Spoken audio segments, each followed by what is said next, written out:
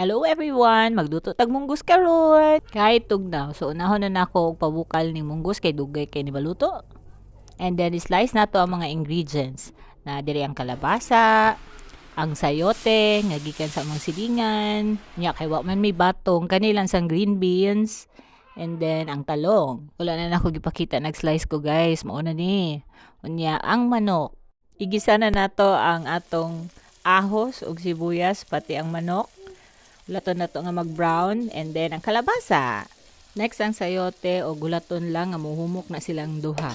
Isunod na nako butang ang talong ug ang beans unya gitimplahan ug mao na ni siya. Ug mao na ni among panihapon guys. Naami itlog, bulad ug munggos. Kaon ta.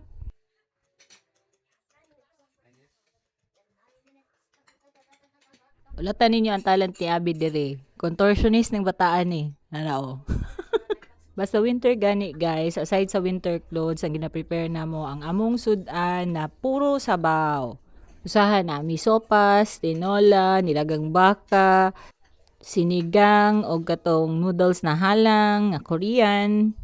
Basig mamutan na mo, asa si Austin, to siya sa sala.